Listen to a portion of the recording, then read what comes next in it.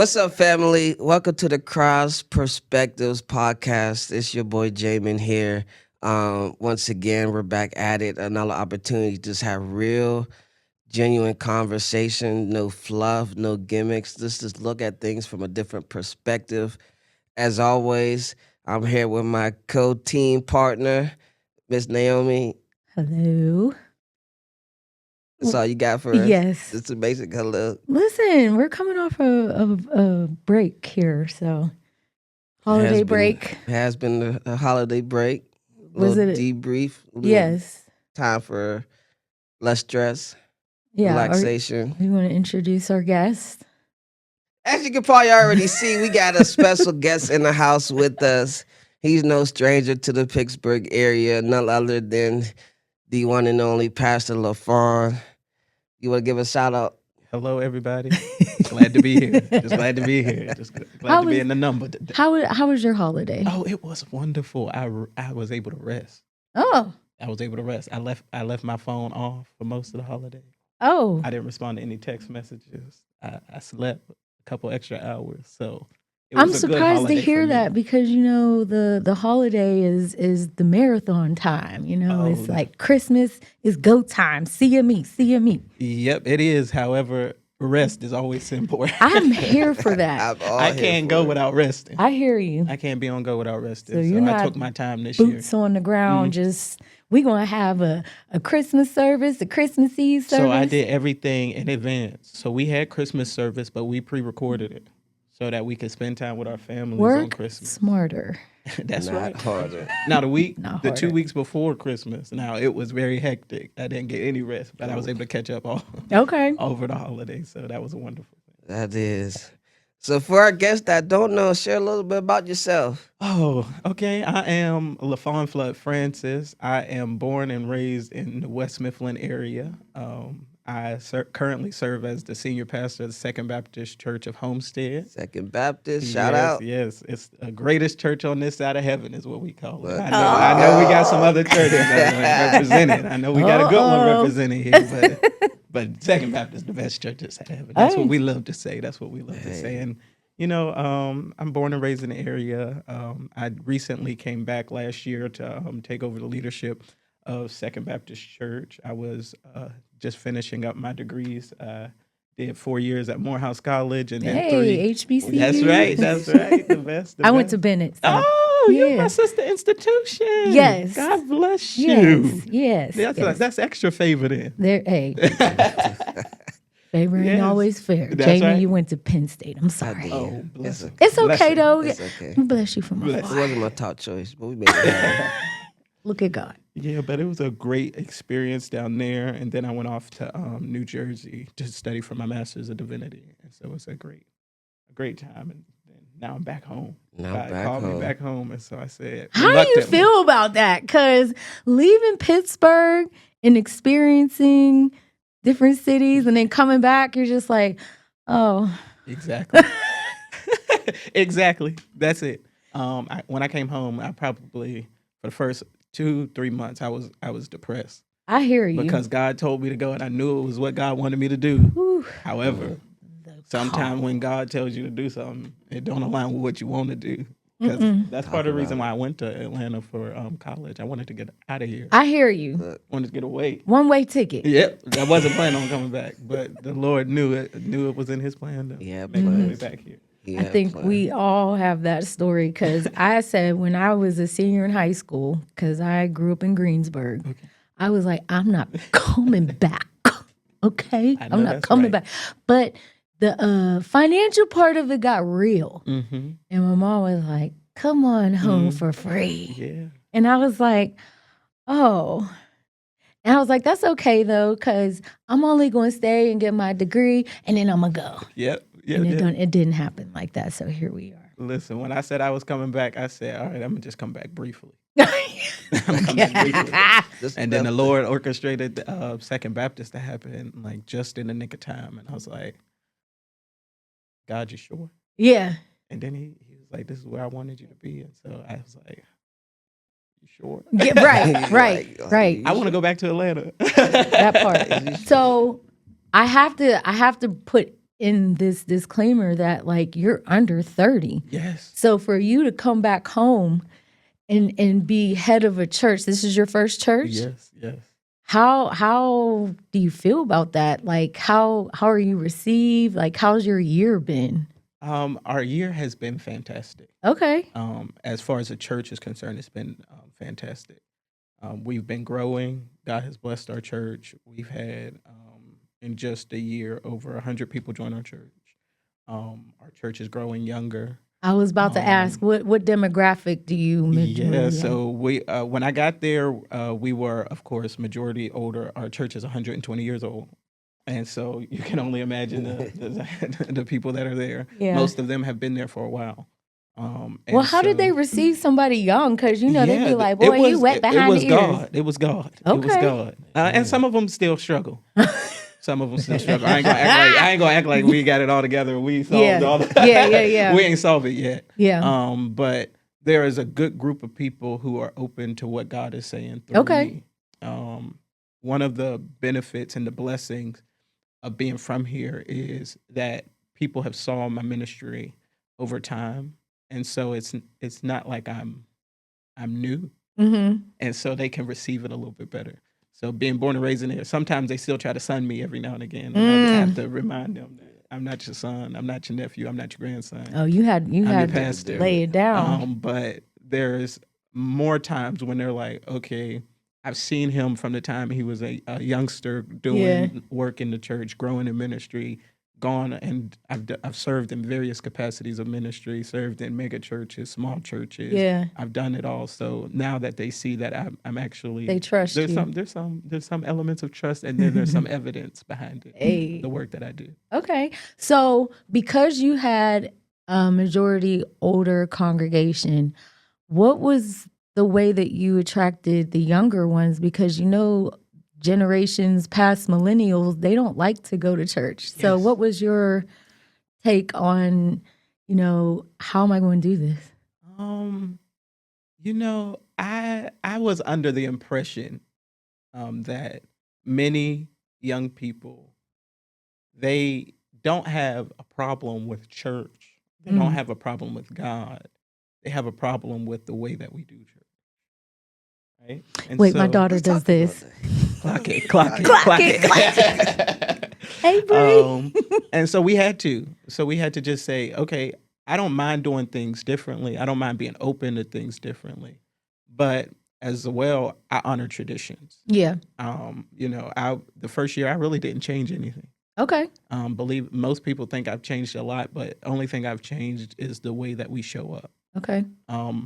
We haven't changed much. We still do all the traditional things. Mhm. We're still a very much traditional church. Very much traditional church. Yeah. Yeah. However, what I've discovered is young people don't necessarily have a disdain with the tradition. They have a disdain with the way we act in the tradition. Okay. Because people want to act all holy and all of this and everything, but you don't act holy all week long. Come on. And so we had to have a real conversation with our older members. Like, okay, How was You that messed up? received? they gonna mess up. You wore certain things, they gonna wear certain things. How did they receive that? Because we've been in that situation and it's tough. It's real tough, and they didn't receive it. Oh, A lot of people didn't receive it. But what I have tried to say in the nicest way possible is that if we want our church to live, come on. we're going to have to grow. Because if we're not growing, we're dying. I hear you. And so we were at a place where, I hate to say it this way, but our church was in a season where we were basically on life support. Mm-hmm. We were making it, we were okay, I think that's most churches. but we weren't really doing the work of ministry. We were all coming, attendance decreased drastically. However, after being there just a couple months, we see like new life just was breathed into the church. It was like people start coming. We had people join. I think this past month in November was the first month we had Sundays where no one joined our church. Mm-hmm. No one visited our church. That was the first time in a year. Mm-hmm. And so they're like, well, if these people are coming, they're here. There are people yearning. There are people that want it, and so let's just go with him while Yeah. while we can, That's while we like you. That's good. Yeah. That's good. So the thing that that's real interesting, and you touched on it a little bit, but I would love to kind of hear your thoughts. So it's definitely a blessing that you got people coming and they're receiving. So how would you say that you and your church are operating in the place where that back door is not as open as the front door? Mm. That's a good question. So right now, our problem is that the back door is still cracked. Mhm. We have ministries, but our ministries aren't quite yet to the point where we have a solid system behind them. And this is one of my biggest plights with the church, because we have the big churches that have all the resources that Mm-hmm. can Yes. pour behind the programming, but they lack the intimacy that we need. And then we have the small churches that don't have the resources to close that door and for it to stay shut.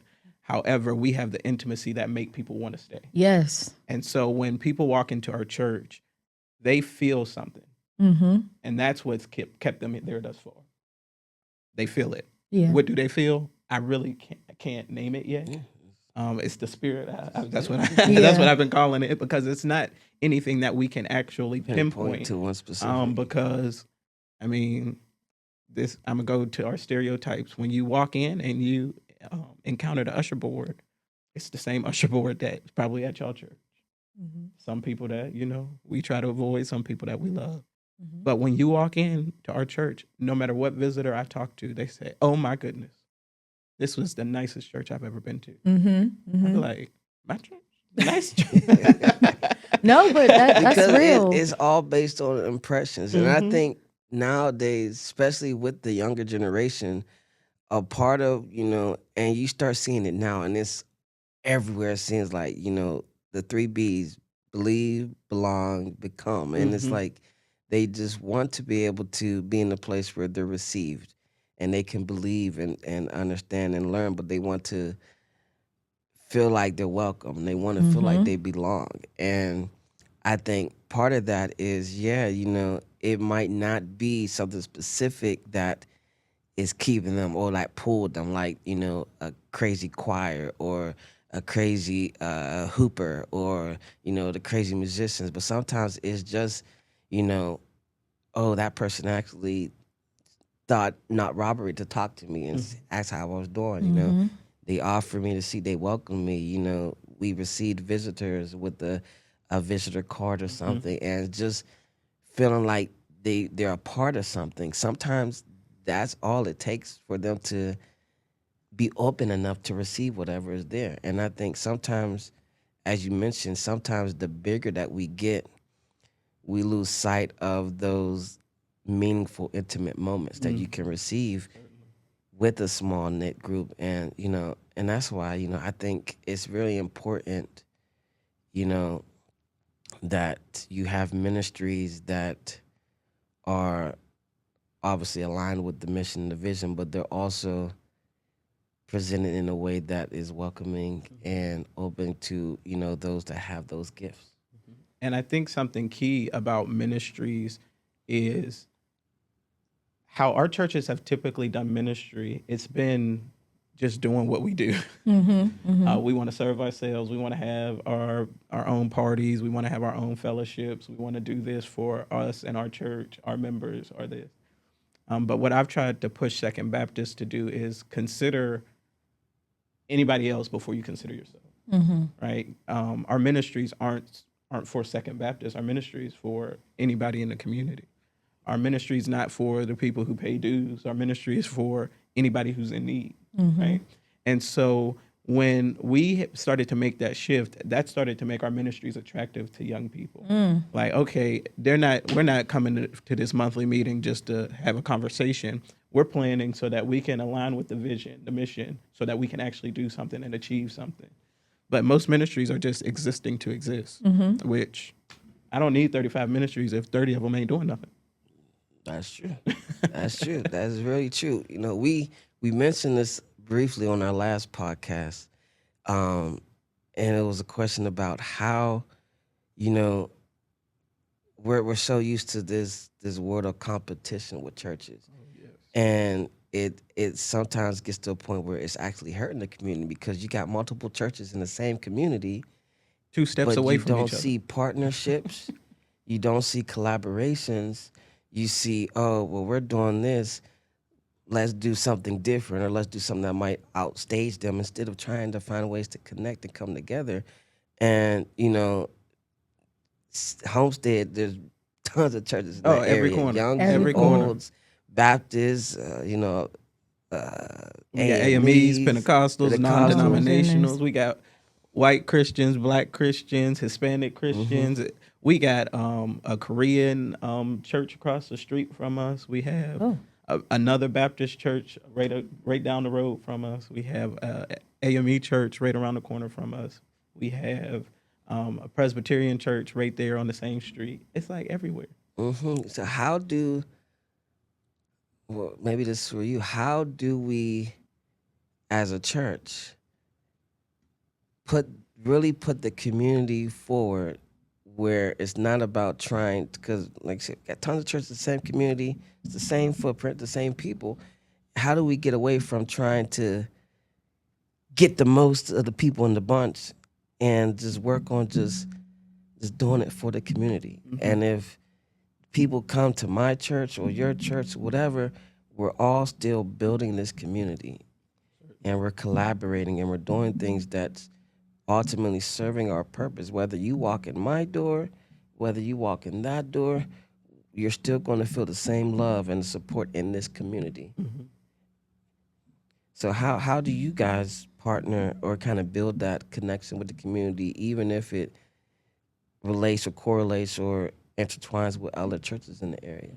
Yeah, that's a good question. It's a hard question because that I think is my largest problem with. I don't know how left I can go. All the way All the left. way left. That's what's wrong with We black keep- people we in keep Pittsburgh. it real on the Hey. podcast. This is a problem with black people in Pittsburgh. Oh, This yeah. is not just in the church, but overall. So different from the South. Yeah, yeah. So we are in competition. I don't know why. I don't know Everything's a why. From the competition. musicians, From the the musicians, singers, the yes. choirs, the I preachers, ask people everybody. all the time, like, why can't we come together and do these things? So what Second Baptist has tried to do, what I have tried to do at Second Baptist, is I've tried to make as many community efforts as we could. Yeah. I don't want to do anything by myself. I don't want to. We're partnering with like 4 or 5 other churches for watch night service. I said, what's the point of us all having watch night service and having 3 people in the building, and we can come together? I don't got to work as hard. You don't have to work as hard. We can work together and Working pull it smarter. together. Working Why is it that my church on 12th Street, your church on 13th Street, and their church on 14th Street all having a backpack giveaway for the same 25 students? Yeah, shut the block down. Let's come together. Let's Shut pull our it down. resources together. And that's one thing that I believe our brothers and sisters of the Caucasian persuasion have mastered. Oh, yeah. They have started doing collective parishes where churches come together. They come and they function as one church in 3 locations.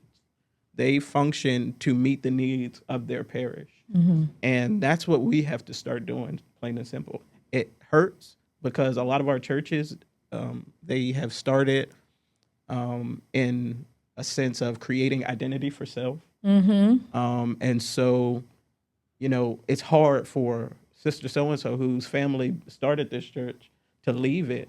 However, if y'all got 15 people and y'all barely keeping the doors open, Yeah.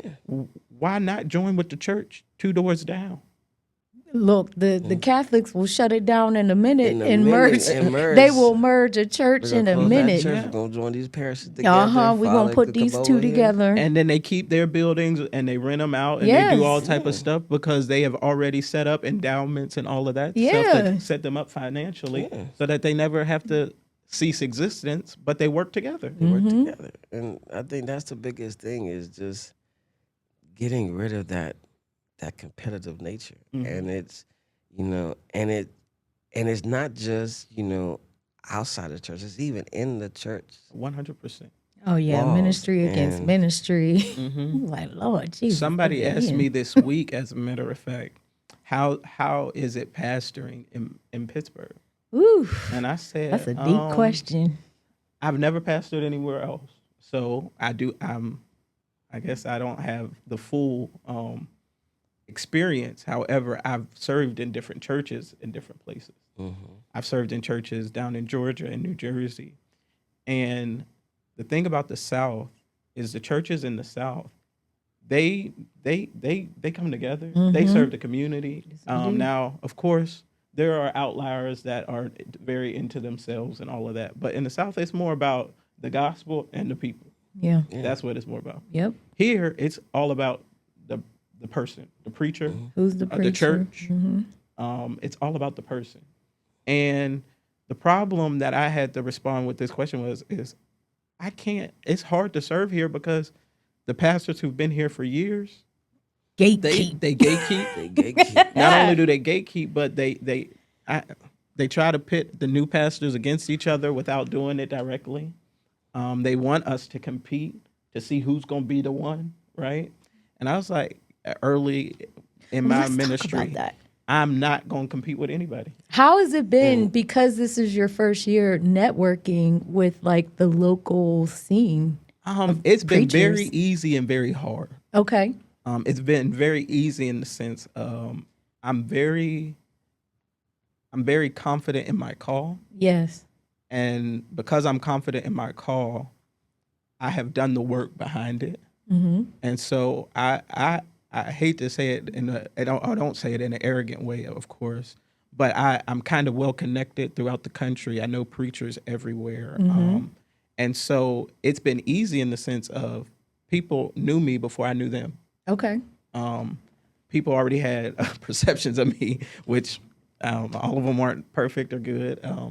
But before I came in, so I kind of had relationships. Yeah. And plus, I'm from the area. Okay. Now, it's been hard in the sense I'll always be that young preacher from that church out there. From that church out there. Right? I'll Out always there. be that. Yep, that's it. That's it. It's very funny you say that because, kind of, where we're coming from. And it's kind of funny because we're on this kind of like journal topic of like welcome to ministry, right? And so even, not from a pastoral standpoint, but from, we're 8 months in from getting our Yeah, we're initial license. babies. Okay. And Jesus. it's like we're seeing the very same things in a smaller scale where, there's people that know us that, are in certain positions where, we get opportunities here and there, but there's still that difficulty of, for me, I grew up in the church that I got my license, and I basically since high school drummed there. So I'm always Jay the drummer. Jay the drummer. Oh, the drummer, and I didn't know that was in you.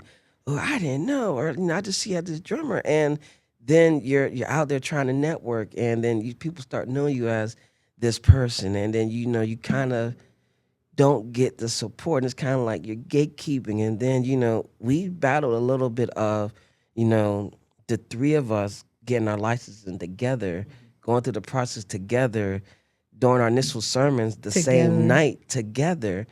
And it's like we sometimes see that little bit of, putting the three against each other. Oh, he didn't do that well, or she clearly got it, or, he's further along. And then, and then obviously we got our own circles where it's like, oh yeah, you got it. I'm gonna call you up to preach. Oh, you got it. Come over and preach for me. And it's like trying to just break that and just trying to just organically, naturally. And that's kind of where, that's my sister for life. And so we've kind of made it a point that we're not going to let others put us together, because we know where our call is, we know where our strengths and weaknesses are, and we know how we can tag team and work together, and we hold each other accountable. And we made it a point that when once we got our license, we were going to take the initiative, go out and network. And, that's when we ran into you out at Mount, it was 6 actually Mount the Zion. 6 Mile Zion Yep. for the East End East End Revival. Revival. I was out at your church for Beyond the Grave. Beyond the service. Grave Yeah. service. PTS. We We saw you. you at the PTS. Yeah, It was the Post the Post Initiative. Oh, Initiative. Yeah, we were. Reverend Curtis Mm-hmm. did that. So Technology. we saw you out there, and so just putting our names out there, just stepping out in faith and just hey, we're going to network and we're going to be authentic because we believe in our call, we believe in the gift that God gave us, and not like you said, not to be arrogant, but we feel as though there are things that God puts in us, and sometimes it's just getting in front of the right people, networking with the right people, having the opportunities to network, to just be able to show and share that, yes, that's he has that call. It's really there. It's authentic. I've been, I've been having the same for myself that, I feel led towards pastoralship, and, I get woken up. I had days where I just start writing. I got sermons for days, and a seminarian told me, God's not going to give you a word and not give you a platform to preach it. And that stuck with me. And it's like, if he's going to give me words and give me sermons, then I don't got to worry about when, how soon, how often. I know there's going to be a time for that word at the right time, the right place. And, so it's really interesting to see the dynamic between, the newness of pastoralship from your eyes and the newness of just being licensed ministers in our eyes. Yeah, that's something interesting because I had a similar experience whenever I was licensed to preach. I was licensed with two or three other people at that time, and we it was a humbling experience for me because I had to consistently ground myself because in that moment I heard people constantly trying to tell me in a comparative way how well I did rather than you did well, right? Like you could say God used you without saying God used you more than so and so. Yep. Exactly. So it was intentional whenever I was licensed to humble myself because it's easy to allow the people to hype your head up, right? And so like that's even the same for me. When I got here, there were people, pastors, to even go back to your question a little bit, who I've known since I was 5 years old, 4 years old, since I was born. Pastors that have known me. I've been to their churches. I've served with their youth ministries, did different things. And they've never acknowledged me, never even spoke to me. They announced I'm pastor at Second Baptist. Oh, I got calls from people I didn't even know had my number. I mean, and I'm not going to name drop because I might get in trouble. No, we don't. We don't need a name drop. But it was a moment for me to quite honestly recognize from that very moment when I was first licensed what people in my church and people from the community were doing. It was all moments to prepare me for where I was going. Yeah. And so I thank God for those moments because I really had to discipline myself early so that I can be prepared for where I am today. Because let me tell you, I've been preaching since I was probably 12, 13 years old. My Lord. At first I was a bootleg What did you preacher. preach about at 12? Child, I don't know. I'm not sure they knew. They just tell God me I is was good. doing good. Right. Okay. But I mean, God really, as if you ask my grandmother would tell you I was preaching since I was 2 years old. That God Hey, really put preach something over on that me. toy. Everything. You see play that church. Come that on, kids, come TikTok on, with that cousins. little boy baptizing his toys. That was me as a kid. Yes. They just didn't have video to prove it. I hid the cassette tapes. That There they you got. go. There you go. But it was a time for me to really. I've been through so much in ministry just so that I could be prepared for this moment. And again, I'm only 27. So God has really allowed me to experience things early so that in this stage of my life, I can be a little bit more disciplined. Yeah.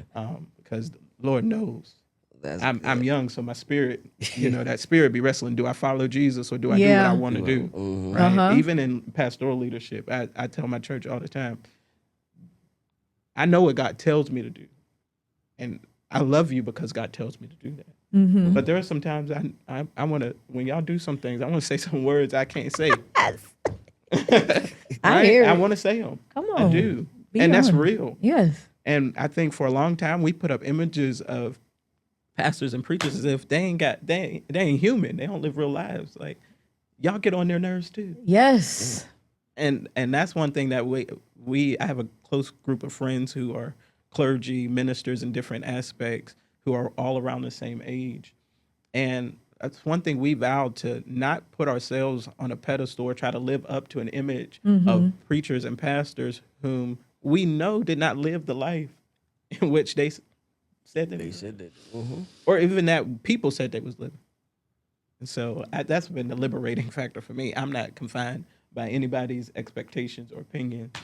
God freed me from those things, and so That's I only I work for literally God. just preached that yesterday. Amen. There's a seat with my name on it. Amen. And I don't have to worry about trying to get to your table because God got a table Listen, just for me. just for me, Just for me. And if God, and it's gonna sound arrogant again, but God only created one me, and He created me for a reason. For a reason. So why in the world would I try to be you? That's the Pittsburgh problem. It It's is. like, oh, we got somebody new who can preach. Let me guard my post guard my and make post. sure I keep solid and not put your Give hand them out and help opportunity, somebody 'cause else. Lord knows they come up here and they tear this house up, and then they're gonna be wanting more of other people, other voices, and I Yeah. can't have that. I can't have that. And it's like that's just not the way that we were created. Like we were created differently and that's okay. It's more than Uniquely. That's okay. Like you preach, you have a different style than I do. That's okay. You don't have to guard your post. It's okay. It's okay. because let's be honest, I don't want it. I don't listen. I don't want it. Don't want I it. don't want it.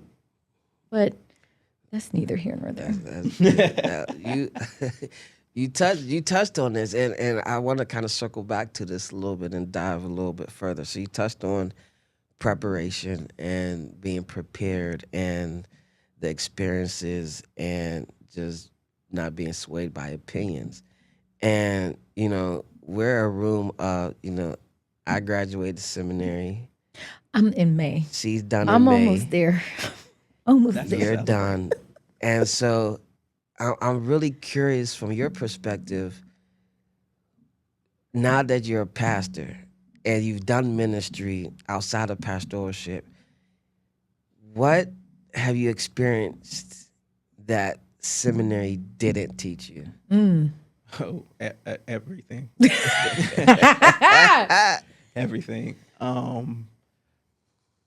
That's a good question. It is, 'cause, we were told that, when you go to seminary, you're not going, depending on where you go, you're not going to like everything you learn. You're not going to use everything you learn. Some things it's not going to be your theology. It's not going to The be your meat, way of spit out the thinking. But bones. chew up the meat, spit out the bones, get what you can, grow your perspective, grow your mindset, and use that to really, hone your own theological makeup and your foundations for what you believe. Certainly. And, but there's so much to ministry and, whether it's,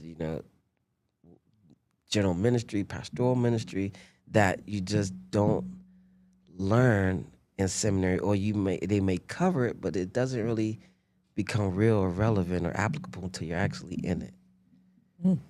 I would say my journey in seminary. So I guess I should name drop my seminary. But I might get in trouble for what I say. I went to Princeton Seminary. And it's a Presbyterian seminary. And it was a good program. I would say, I'll get the good out first, that the thing that I learned the most, and I wouldn't say I learned it, I just enhanced it there, is that it's okay to ask questions. I think in our specifically Black faith, because of the way our households are ran, you're taught not to ask questions of authority, Authoritative. right? You do it, but you can't ask your mama why. Nope. So you surely can't ask God why. Can't be up in the church Right. asking why. Yeah, that's silly. And so going to seminary, and it started at my Morehouse journey, and so I actually credit it there for where I learned it for real.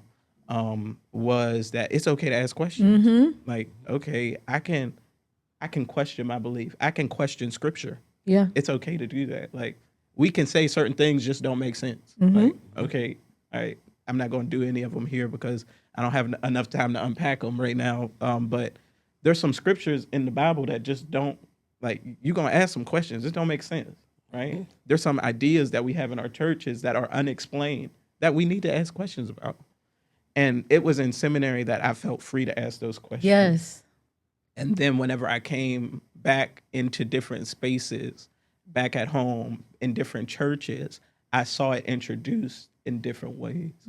And so in Atlanta, Georgia, I served at a church called Zion Hill Baptist Church. And there, the pastor, he was theologically trained and educated. And so he was able to introduce theological themes into a church setting where it was comfortable for the church. Yes. Those were the intangible moments that you can't even name, because it's just like, how you ain't gonna learn this in no seminary classroom, No. right? Especially when you got a professor that does not pastor in your context, right? Because I went to Princeton. Most of my professors did not look like me, Yeah. right? And so they know nothing about pastoring Black people, Yeah. right? I can't introduce the questions the way they do because my church will put me out. That's But then it was coming into spaces back at home, like going to sit in the back of Mount Ararat for Saturday Night Live and hearing Pastor Curtis say things like God's divinity is not threatened by your questions, right? And so it's like, that's comforting to know that God, if I ask a question, God is still God. Yeah. Now God might give me a response like Job, like, where was you when I laid the foundation of the earth, and where were you when I put the stars in the sky, and all that type of stuff. But it's okay. he's still God, and he can handle the question. Yeah. And so that's the beautiful thing about seminary. The problem, I would say, for my journey in seminary was it could never prepare me for where I was going. Princeton couldn't prepare me for Homestead. Oh yeah. That's true. That's true. Most of my members come from areas like Homestead, Duquesne, McKees. Princeton can't teach me about that. Princeton can't teach me how to serve those people. Now, they can give me some best practices. They can give me theological history and understanding that would help me support what I know in my heart to do and what I've learned in practical context. But I felt when I was in seminary, I'm gonna be honest, I felt like I wasted my time. I wasted my time because I already had theological education, because I had a bachelor's from Morehouse. And then I went to seminary and we were asking these questions when I was already comfortable asking questions. And so it was a moment when I was there, I was like, why am I here? Do I need to be here? And quite honestly, I didn't want to go into the senior pastorate. I wanted to go into like associate or executive pastoring. Because my heart always says, listen, I said, Lord, I don't want to be responsible for all them people. Come on. That's Let the that's where pastor I be worried am. about it. That's where I am. But I did have a deep conviction. The Lord was like, no, this is what you're Oh, gonna don't do. say that. When the Lord tell you you're going to do it, Lord tell you gonna it do don't it. matter how far you try to run, how many excuses you try to make, It's gonna come. God's going to push you into it. I will say, now that I'm graduating, it seems like all seminaries are not created equal, because my experience was completely different from his experience. And and so for me, I will say that PTS has good leadership where I've seen the change. I've been there for about 3 years, and you can see they're being intentional about trying to make sure that you get the full experience. So like if you take hybrid classes, you got to come into the city of Pittsburgh. You have to do contextual analysis where you're out in the city in different places that may not be comfortable to you. And you got to pretty much work through that and figure out like, okay, I'm going to drop you off that bakery square. What do you notice here? What do you see in this space that is comforting? What's not comforting? You know, how was the interaction? Because even though PTS is getting more diverse, the primary base is not like us. And so they don't know how to handle inner city ministry. And I think that PTS is doing a wonderful job of trying to get them to think in another light because they come from where they come from and they bring that to the table, which is great because you're able to learn in different settings and see different perspectives. But at the same time, it's really hard to prepare culturally somebody. And so that's why I'm kind of grateful that we are able to experience different settings. Because otherwise I wouldn't be able, like I'm Baptist, so I had to go to a Methodist church or a Presbyterian church and learn different services and how they run and things like that. So it was pretty interesting, but That's probably the best thing about seminary. yeah. You'll learn how to be in different contexts. Yes. Because now I'll be the first to tell you, I don't think I ever actually been to a white church prior to going to seminary. Very interesting. I've been now since going to seminary. I've been in Korean churches. Oh, how's white that? churches. Being in a Korean church. I was in a Korean church in New Jersey. It was hardly any different than a The black church. What? And I said, No, okay, I do see I said, them on "What?" TikTok singing, but and they sing like that at They the be churches. going. They be going in. I said, okay, I can come Yeah, back I here. need to go to and I would have Korean church. never even attempted to go there. Yeah. And so I do have to give credit there. Okay. Because I would have never done it. And so now I can preach in any context. I can stand in any context and meet people because of that experience as well. And so I definitely think contextual, Man, different contextual. when we get dropped off on the north side and we had to go to Reverend Denise Welch's church, you could tell all of us was like, yeah, we, holy dance and everything. And they were like, this is a lot. And you could tell the level of comfortability because we were like, yes, we could let our hair down and we could cry and put our hands up. And they were just like, oh, okay.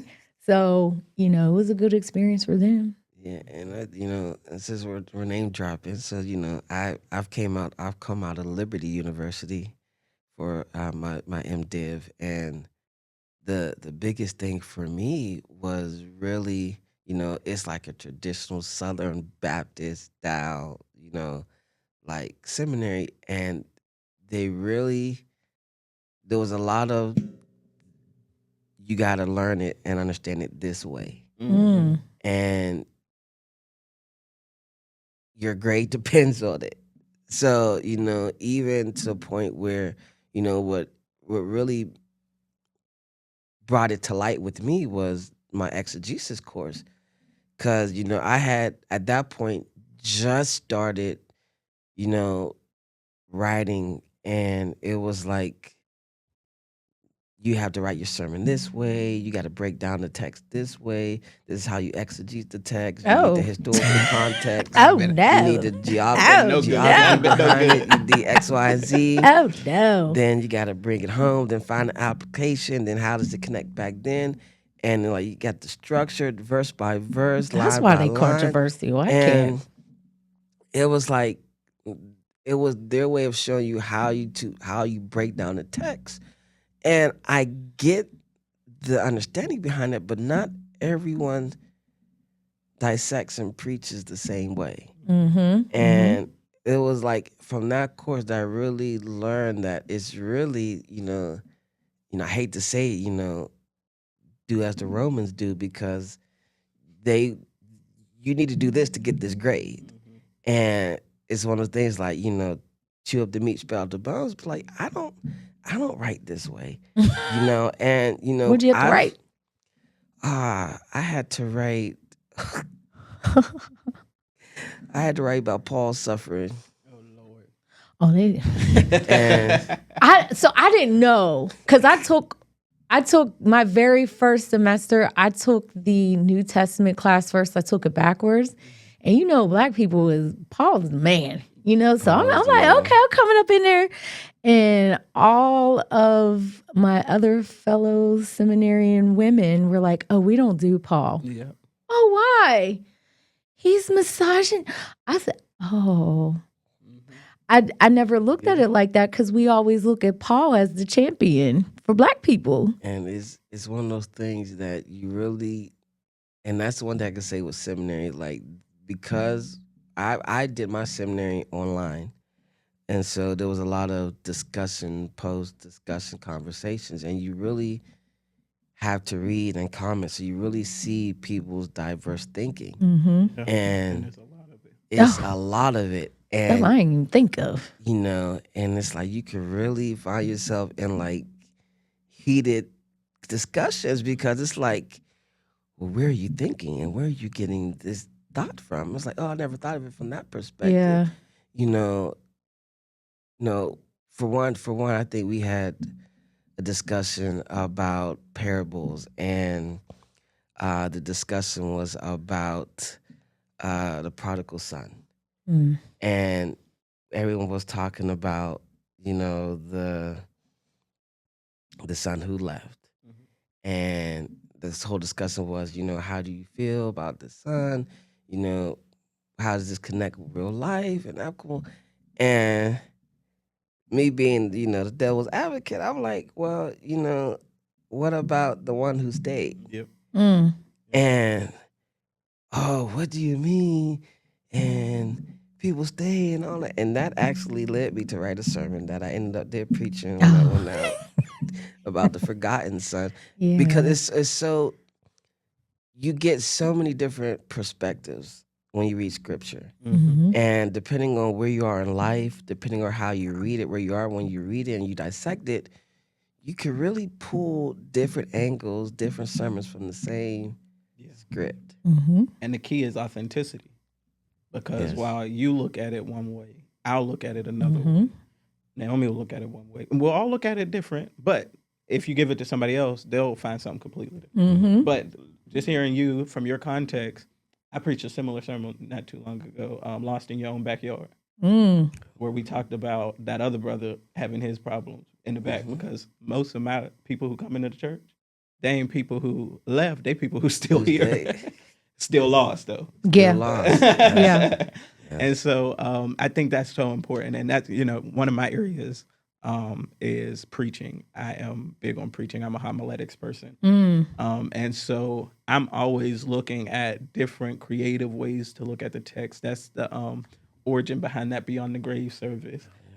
We hear the 7 last words every single year. We don't change them. We don't divert them.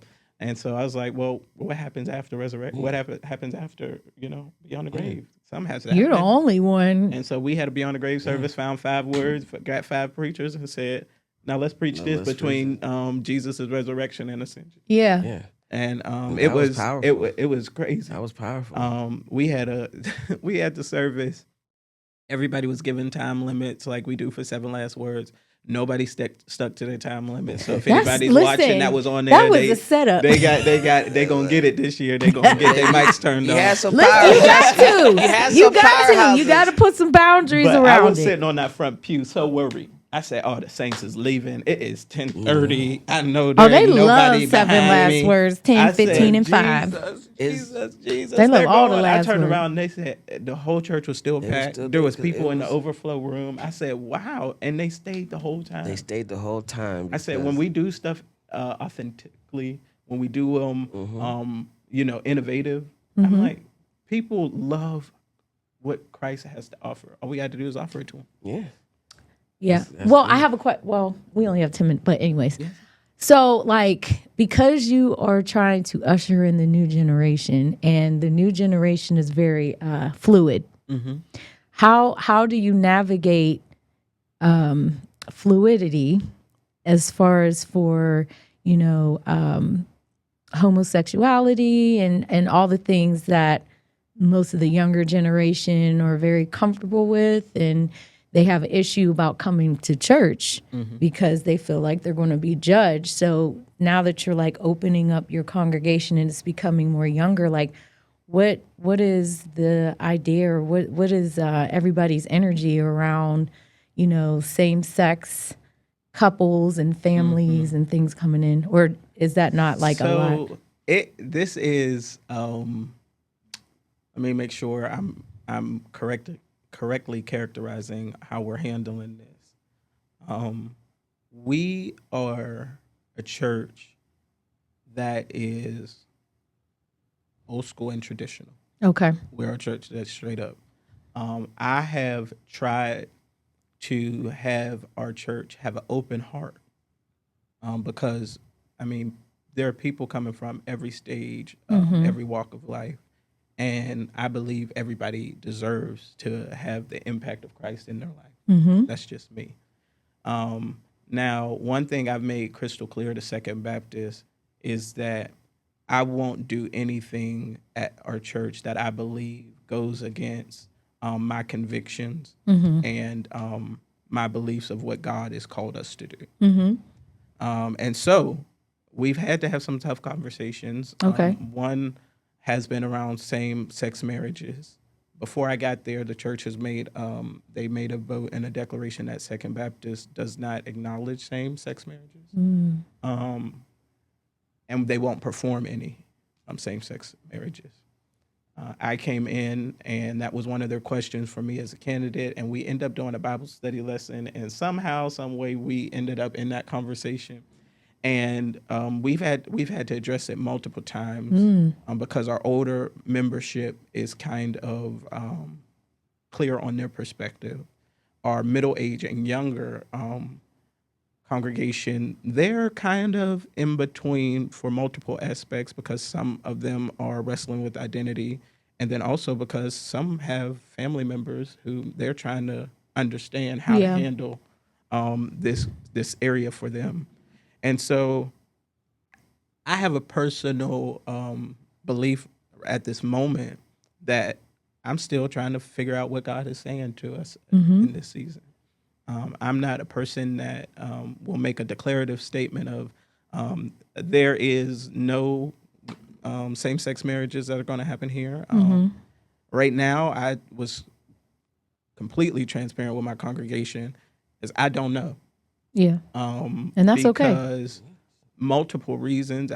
Because they came at me with fire when I said that. They came at me. Holiness is right now. You got to come right. And so I had to be clear with them. I'm clear what the Bible says. Now, the things that we have to understand is context, origin, all of those things. But what I am clear on is what the Bible says. And I told them, if they would hold that position, I would also have to consider not marrying people who've already been married and got a divorce. Yeah. I would Gotta be fair. I would have to make my conviction across the board. Yeah. And so I said before a group of people in front of me, I said, as I look around this congregation, half of y'all been remarried. Now that's it. It's true. And It's the truth. It's the truth. Because for us, we cherry pick what is we wanna acceptable say and is what's the not. sin that we can't accept. So I said, well, we're gonna have to figure that out together.